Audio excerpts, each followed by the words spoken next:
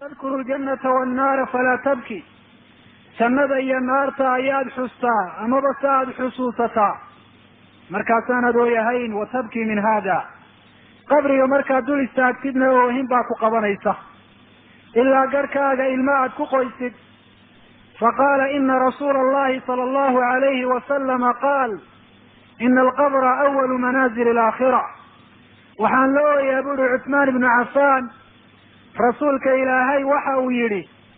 qabrigu manaasisha iyo guryaha aakhiro waa ka u horeeya qofku adduunyadan marka uu ka tago ruuxdiisu jasadkiisa ay ka faaruqdo guriga u horeeya ee uu degaya waa qabriga fain naja minhu saaxibuhu famaa bacdahu aysaru minhu haddii qofku qabriga uu ku badbaado qabriga inta ka dambaysaana waa kasii fududahay inta qabriga ka dambaysa oo uu kamid yahay maxsharka soo ururinta dadka lasoo ururin doono iyo wuquufka dadku ay istaagi doonaan garoomada qiyaame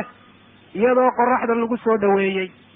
wain lam yanju minhu famaa bacdahu ashaddu minhu haddaanu qofku qabriga ku badbaadin qabriga mawaaqifta iyo manaasisha aakhire ka dambaysa ayaa kasii adeeg iyo dhibaato badan buu yihi rasuulku calayhi salaatu wasalaam taasaa iga ohinaysa buu leeyahay cuthmaan ibnu cafaan qaala wasamictu rasuula allahi yaquul maa ra'aytu mandaran qatu ilaa walqabru asbacu minhu waxaa kalaan maqlay bu uhi rasuulka calayhi salaatu wasalaam oo le maan arag wax la eego oo ka dhibaatiya argagax badan qabriga rawaahu tirmidi wabnu maaja bisanadin xasan waxaa walaalayaal xadiidkaasu ina tusinayaa qabrigu inuu yahay